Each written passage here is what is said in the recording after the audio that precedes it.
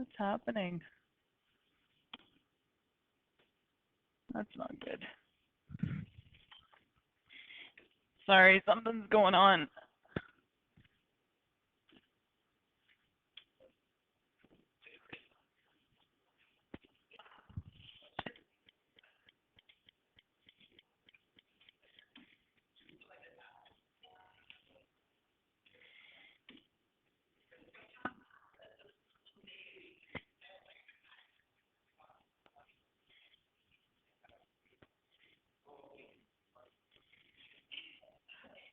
Okay.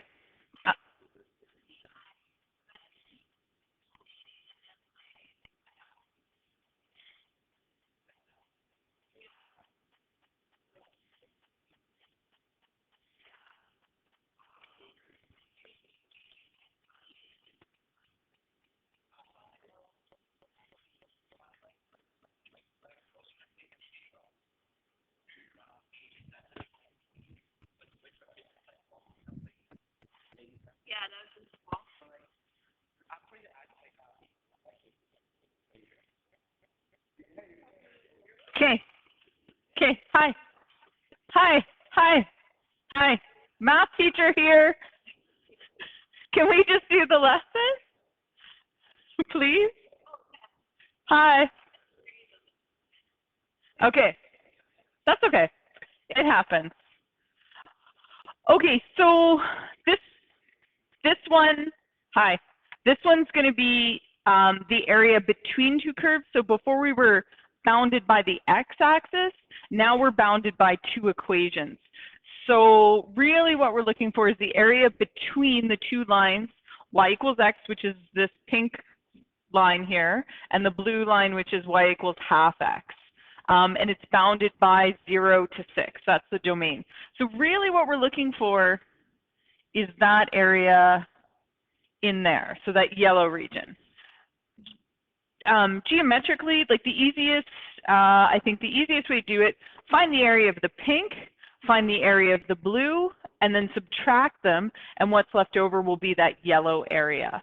So let's go ahead and do that. So area of the pink triangle, and the pink triangle is the whole thing. So it has, are you guys still there? Okay, sorry, I just heard a beep. It has a base of 6 and a height of 6, and we're dividing by 2, so 6, that is 6. 6 times 6 is going to be 36 divided by 2, so that's 18. That's supposed to be an 18. So now we're going to do the area of the blue. And you could do this also using the integrals as well, which is fine if you want to do it that way.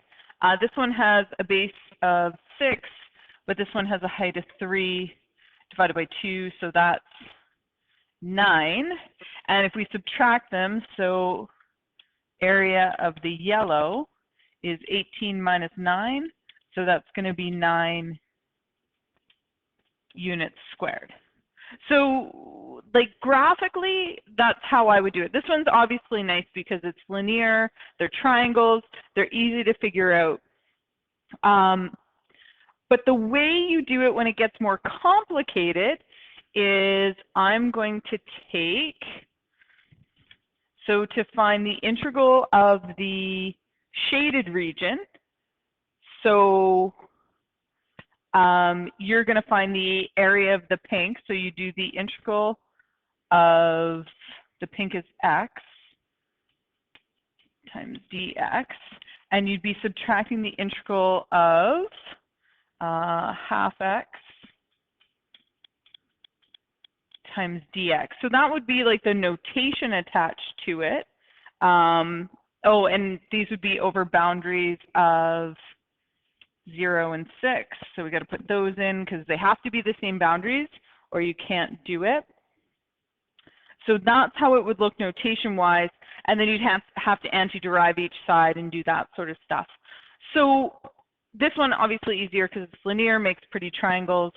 But if we scroll down to the second example, 2 quadratic functions here. And now all of a sudden, it's not graphically, I can't do it. I can't see it off that graph the same way I could with the linear. So now what I'm going to have to do is I'm going to have to subtract these two. Now, you could do one of two things. And I always think of like which function comes first. So like if you look at this picture here, x, so this one would be x squared plus 1, and this one would be x squared minus 1. So the one that comes first in this is the upper function, and you're going to subtract the lower function.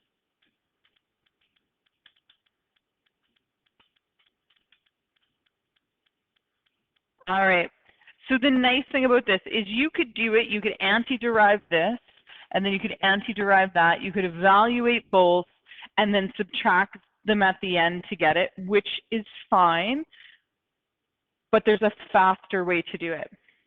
You're actually going to subtract the two functions. You're going to subtract this and this. So it's still going to be over the integral of 0 to 2, because that's what it gave us for the interval.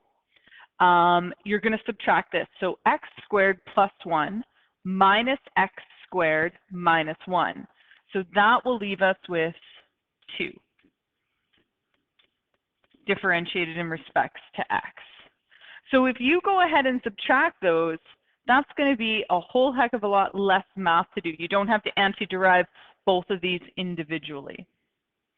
So now I'm going to antiderive just the 2, so that would be 2x. And that's going to be a boundary of 2 and 0.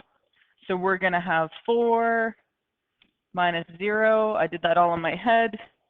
And so my area, I guess I should have equal signs going all the way down. So this was area. So my area is 4 units squared. So pretty straightforward. You just got to know which one to put first. You got to think of upper and lower functions with this. So I'm just going to flip to page 2 if everybody's good. All it's saying here is take the function of the upper, subtract the lower function, and then you can antiderive what's left over. All right. Easy peasy. Okay, so this one, determine the area bounded by the lines x plus 1, 2x, x minus 1, and x plus 1. Okay, those are a lot of lines. All right, so which curve is the upper and which curve is the lower? Okay, so first of all, it's really these two functions that are my upper and lower. The one, the x equals -1 is here, and the positive 1 is here. That's why that gray area is just shaded for those. They actually didn't draw on the x minus 1, but that would have been this line, and that would have been this line. So really what this is doing is this is giving you your boundary.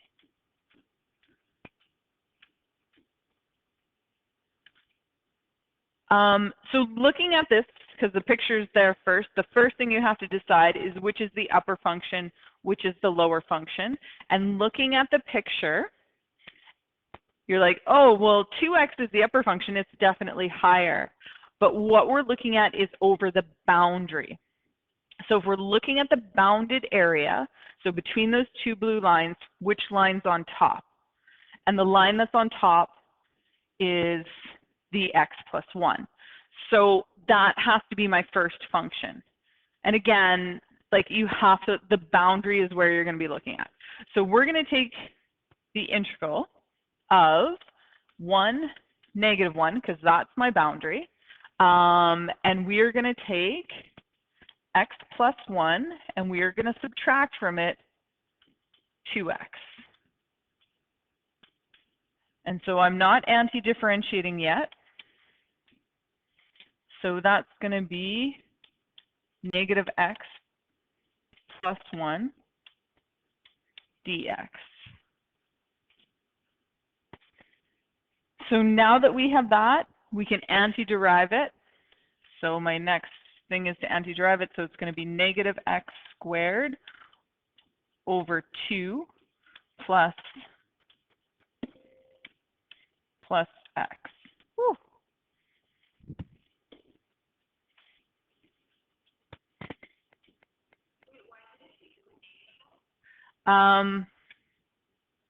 Because it was x plus 1 minus 2x.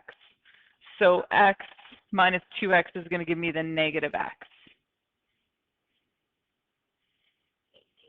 No problem. I got to put my boundaries on here. Oh, boo earns. All right, and now we're just going to evaluate it. So this is going to be negative 1/2 plus 1 subtract negative 1/2 minus 1.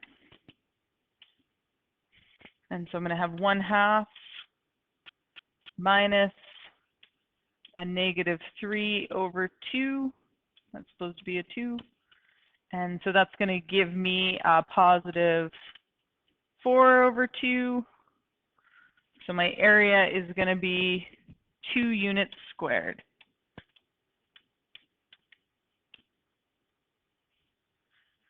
Now, if all else fails and you really aren't sure how to do this, or you can't remember which one's up, which one's down, like which one's my upper function, which one's my lower function, you can always just figure them out individually and then subtract them. Like that's your backup plan. But it is a heck of a lot of work to do them as two separate things. Okay. All right, so that's situation 1. Okay, so now we have this one. So we have the two graphs. One's a linear, one's a quadratic, no big deal. It's giving you your boundary of 0, 1. So that's that shaded region there. They're not intersecting, so that's kind of like the big thing here. They don't actually need to intersect. So that's not the end of the world. But over the boundary, so looking from 0 to 1, so I'm looking from here to here, which one's the upper function? Your quadratic is. So over the interval 0, 1, we're going to take 2x squared, that's supposed to be an x, plus 2, and we're going to subtract x from it and differentiate that. Now, there's nothing here that is, there's nothing here that's really, nothing I can combine, nothing I can like it is what it is. So I'm just going to anti-differentiate this one. So this is going to be 2x cubed divided by 3 plus 2x minus x squared divided by 2 over the boundary 0, 1. So I am going to evaluate this. We know the nice thing about it is the lower boundary is 0. So we know that there's x's in each term. So that's just going to be 0. So you don't actually have to show me that math. You might want to just say subtract 0. So that's what I'm going to do here. So this would be 2/3 plus 2 minus 1/2. And then I'm just going to say subtract 0, because we know that x's are in everything, and it will be 0. So if I do this math, my area is going to be 13/6 units squared. So nice and easy there. All right. Okay. So now in this one, things get a little bit more complicated in the next example. Not too complicated. It makes sense why you have to do it, but we're now going to graph these two functions. So go ahead and graph.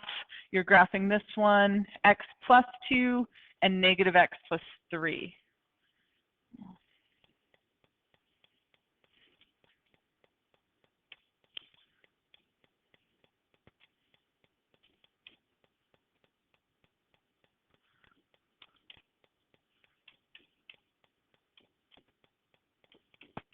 hope you're all graphing.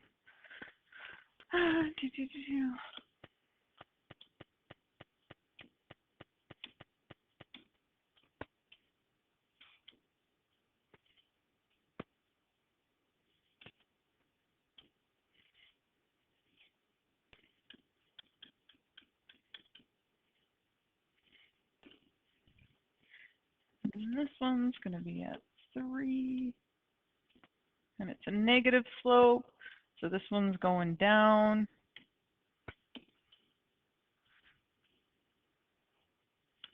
It's probably the straightest line I've drawn all year. Oh, I guess this one I should have labeled f of x and g of x, but I'm living on the edge today. And the interval is 0 to 3. So we're looking at the y-axis all the way over to the x-intercept on the green function. Okay, so I'm just going to shade in. Oh, sorry, I'm going to undo that.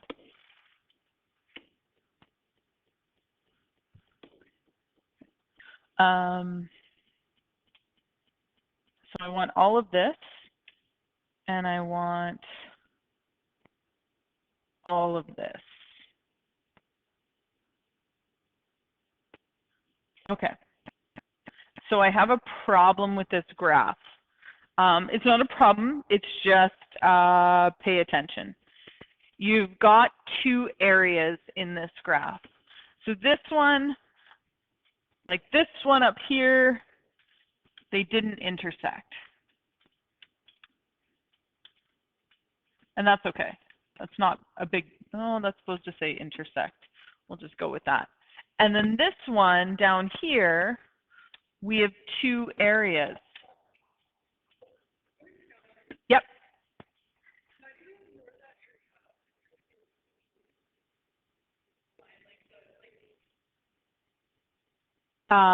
Like this, like right here?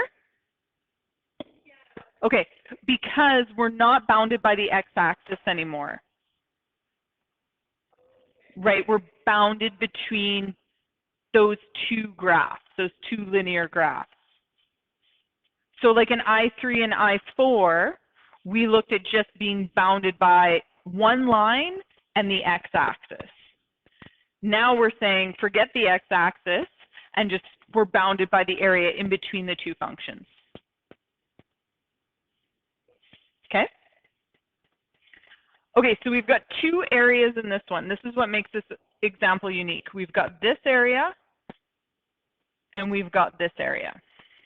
And the reason why we have to treat them as 2 different, if you look at the boundary 0 to 1, the green function is on top. And if you look at the boundary of the second area, the bigger yellow piece, that one, the red one, is on top. So it's definitely, we got to treat them as 2 different things. So you have a boundary. You've got to look at 0 to 1, because then it's going to be g of x minus f of x.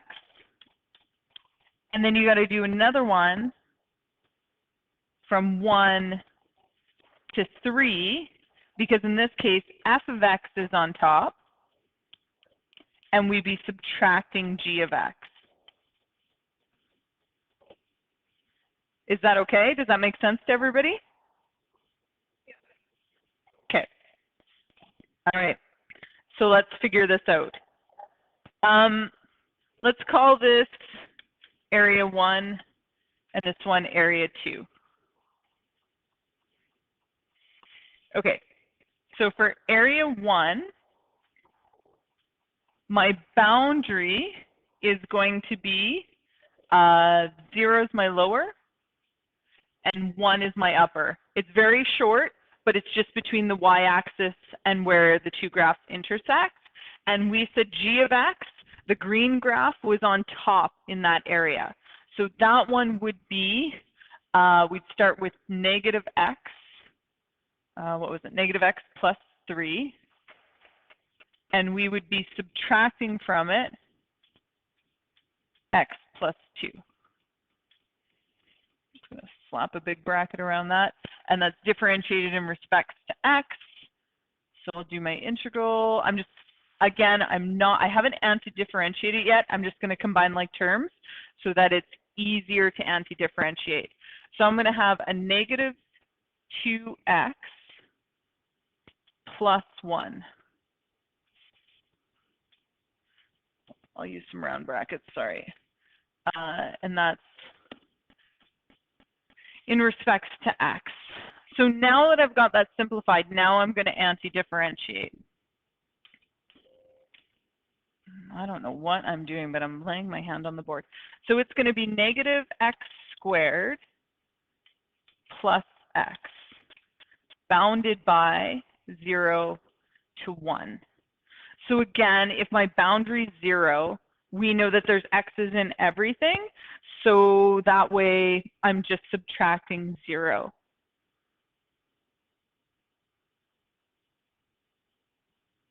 They cross at 1, right? Or do they cross at a half? Hold on. Are you sure? Because I wasn't even looking and I said 1, but they don't cross at 1, do they?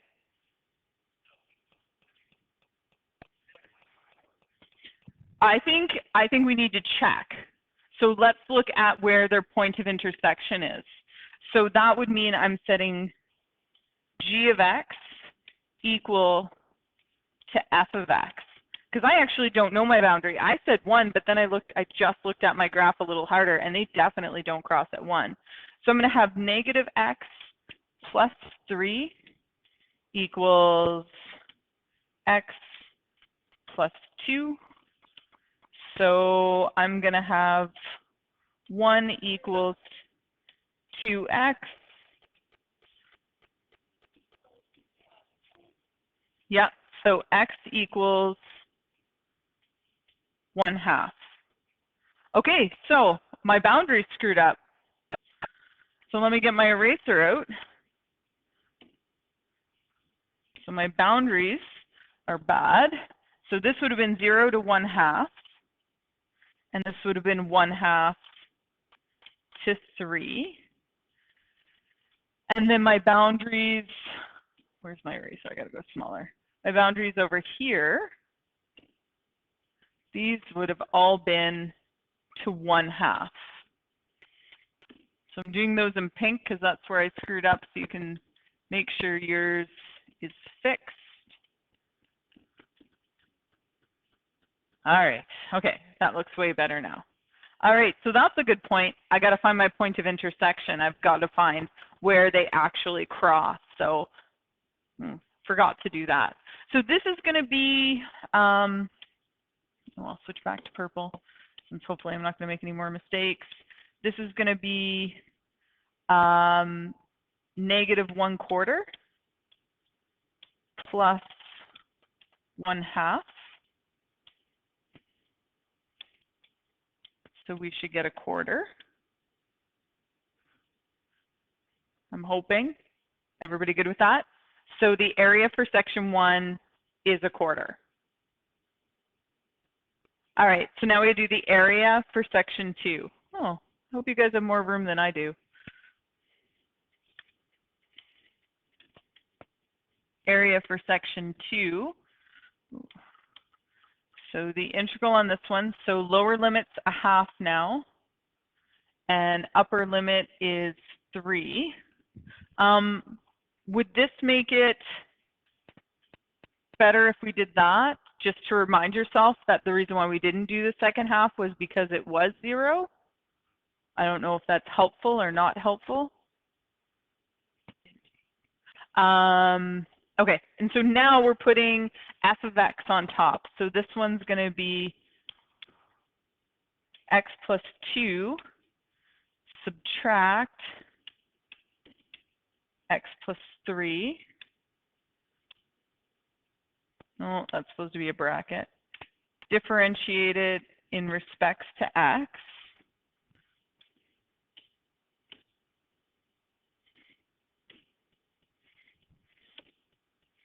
Sorry, just having trouble with the ink. So still the integral, so 1/2 down bottom and 3 up top. So x's go away, and we're left with -1 dx. So when we antiderive this one, this will be negative x, and boundary of 1/2, upper boundary of 3. So I'm just going to move this over here. So I have some room. So we've got -3 minus a -1/2.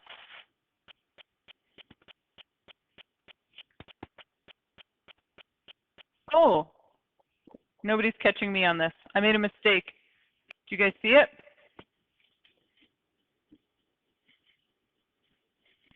Hope you're erasing.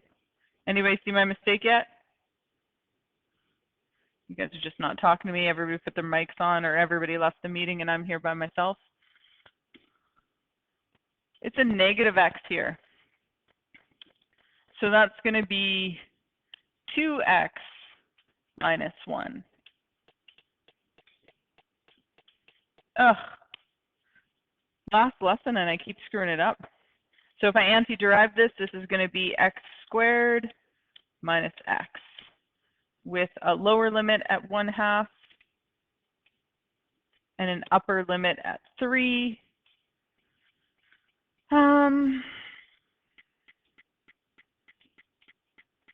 So if I evaluate the 3 first, I'm going to have 9 minus 3, and that's going to subtract 1/4 minus 1/2. So I'm going to have 6, and then that's going to be plus 1/4.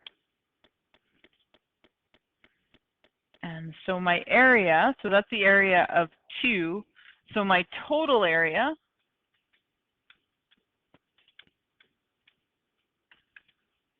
my 1/4 plus 6 1/4. So that's going to give me 6 1/2 units squared. Whew. All right. Some bad mathing on that one. Hopefully I'm going to get better. Oh, what happened?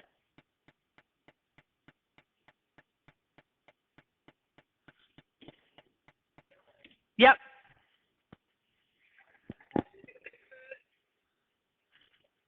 What am I getting? What are you guys doing? Okay, can I move on to the next page? Yeah? Okay. All right. So there's nothing like the last one where like there's one function above the other function. But this one doesn't give you a boundary.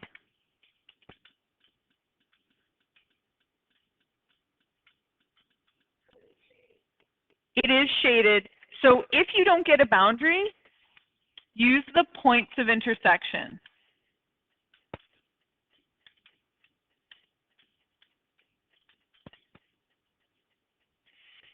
Okay, so if it doesn't give you a boundary, use your points of intersection. And these ones we can just read off the graph. So really I'm bounded by 0 to 2. That's what I'm bounded by on the x-axis. Now remember that you're bounded by points are domain. That's not a coordinate pair, it's a domain statement. So looking at this graph, which one's on top? Linear or quadratic?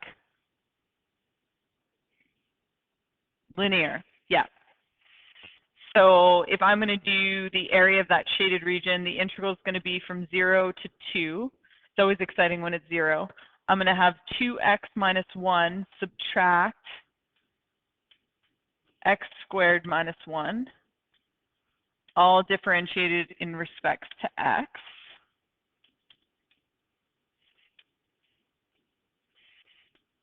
So I'm going to have a negative x squared plus 2x, and that's it. So did you guys caught my screw up in the last one?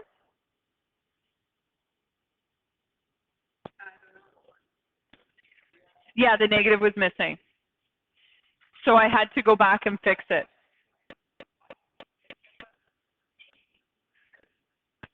I was fixing it, I was talking to you guys, and then I looked down and it's like, tab crashed. I was like, yeah. Okay, so we're going to anti-derive this.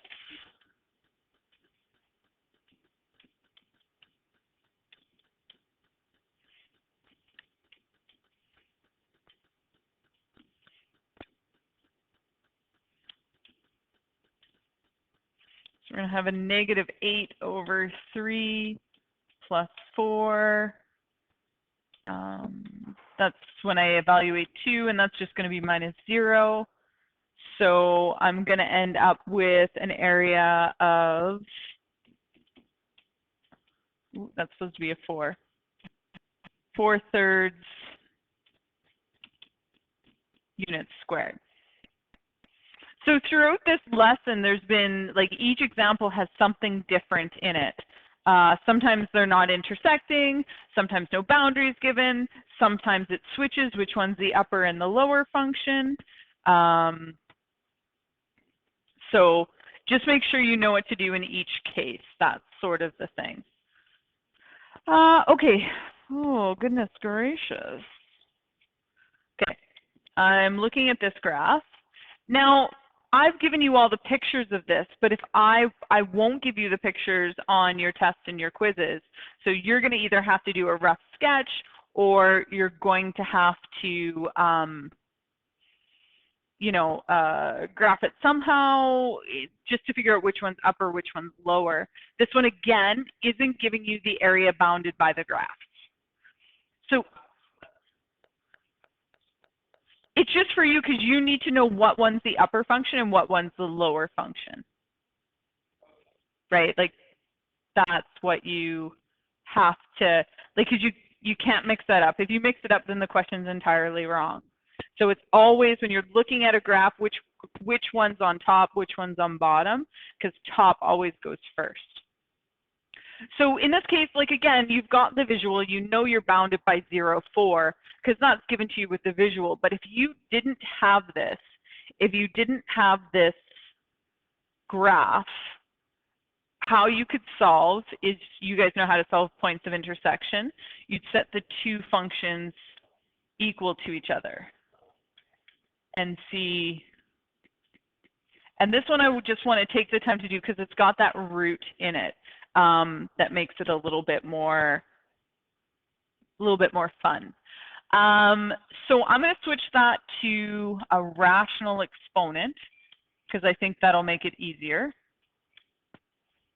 All right, so this side I'm going to divide out the x to the 1/2, divide out the x to the 1/2.